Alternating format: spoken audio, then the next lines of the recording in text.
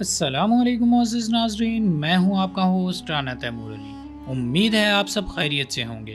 تو معزز ناظرین، یہ بنو امیہ کے دور کی بات ہے کہ مروان بن عبد الملک مسلمانوں کے خلیفہ تھے۔ دمشق اسلامی ریاست کا دارالحکومت تھا۔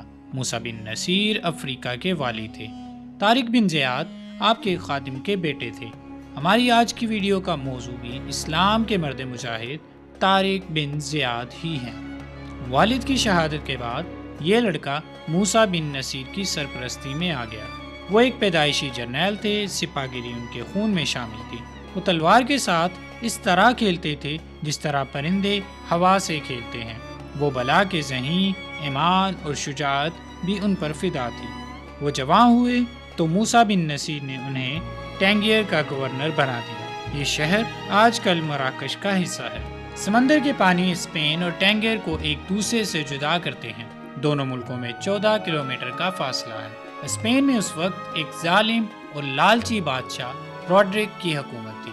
اس دور میں مختلف علاقوں کے گورنر اپنے بچوں کو شاہی آداب سکھانے کے لیے بادشاہوں کے محلات اور درباروں میں بھجوایا کرتے تھے۔ کاؤنٹ جیولین شاہ روڈرک کا ایک گورنر تھا۔ اس کی بیٹی فلورینڈا دربار سے وابستہ تھی۔ وہ بے انتہا خوبصورت تھی۔ بادشاہ اس کی خوبصورتی دیکھ کر بھٹک گیا۔ اس نے اسے محل میں بلوایا اور بے آبرو کر دیا۔ بیٹی نے باپ کو اطلاع دی۔ جولین اس کے بعد سیدھا موسیٰ بن نصیر کے پاس حاضر ہوا اور اسے اسپین پر حملے کی ترغیب دی۔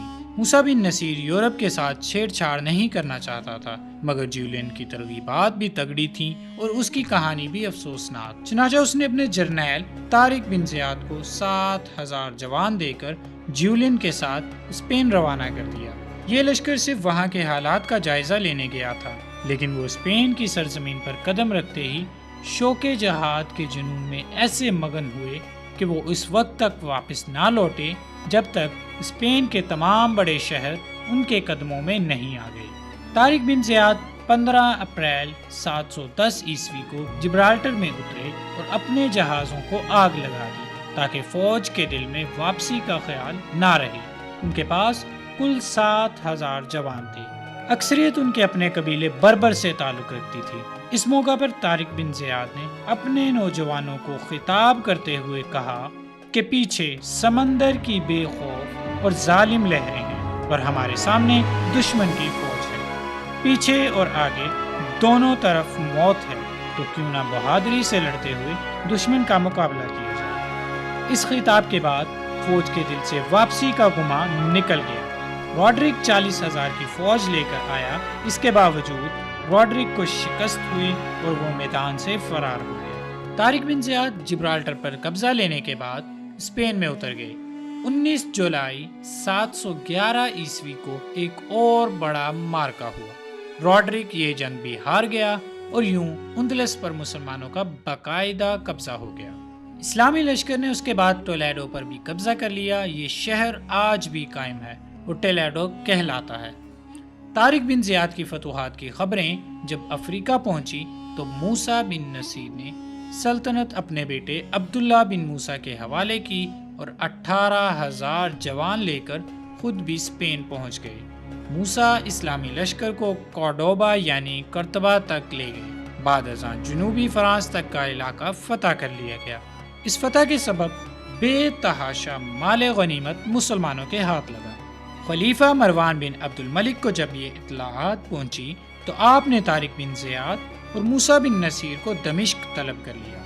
موسیٰ نے کورڈوبا کا چارج اپنے بیٹے عبداللہ کے حوالے کیا اور طارق کو لے کر دمشق کے لیے روانہ ہوا۔ یہ قافلہ بھی راستے میں ہی تھا کہ خلیفہ وقت کی طبیعت نہایت ناساز ہو گئی۔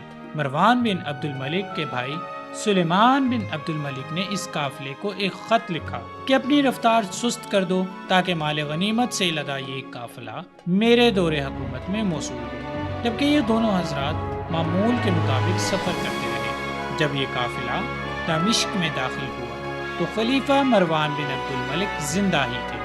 انہوں نے موسیٰ بن نصیر کو 50,000 اشرفیاں اور 3 خلعتیں انعام میں دی، لیکن جلد ہی خلیفہ مروان بن عبد الملک انتقال کر گئے۔ ان کے بعد ان کے بھائی سلیمان بن عبد الملک کا دور حکومت بعد شروع ہوا اس وقت مسلمان پوری دنیا کی فتوحات میں مصروف تھے۔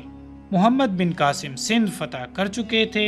قتیبہ ابن مسلم وسطی ایشیا فتح کرنے کے بعد چین پر حملہ کرنے کا منصوبہ بنا رہے تھے، جبکہ طارق بن زیاد یورپ میں فتوحات کے جھنڈے گاڑ چکے تھے۔ سلیمان بن عبد الملک نے منصب خلافت پر فائز ہوتے ہی ان تمام سپہ سالار اسلام کو اپنے عتاب کا نشانہ بنایا۔ محمد بن قاسم اور قتیبہ ابن مسلم کو شہید کر دیا گیا۔ موسیٰ بن نصیر پر مال غنیمت میں خرد برد کا الزام لگا کر لاکھوں کا جرمانہ عائد کیا گیا اور ان کی خوب تضحیک و تذلیل کی گئی۔ آپ کو زنجیروں میں جکڑ کر کئی گھنٹوں دھوپ میں کھڑا رکھا جاتا، انتہا یہ کہ آپ کے جوان سال بیٹے کو قتل کر کے ان کا سر آپ کی گود میں ڈال دیا گیا۔ کچھ ہی دن بعد خلیفہ سلیمان بن عبد الملک کی قید میں آپ کی وفات ہوئی۔ موسیٰ بن نصیر جو کہ فاتح اسپین طارق بن زیاد کے سرپرست تھے، آپ کی وفات کے بعد طارق بن زیاد پر مختلف پابندیاں عائد کر کے انہیں بھی معزول کر دیا گیا۔ یوں اس عظیم فاتح کی باقی ماندہ زندگی گمنامی کی ایک تہ میں جا چکی۔ تاریخ طارق بن زیاد کے آخری ایام کے متعلق مکمل خاموش ہے۔ مختلف حوالوں کے مطابق طارق بن زیاد کا آخری وقت نہایت کسمہ پرسی کے عالم میں گزرا۔ دمشق میں انتہائی غربت کی زندگی گزارنے کے بعد آپ 720 عیسوی میں صرف 37 سال کی عمر میں اس دنیا سے رخصت ہوئے۔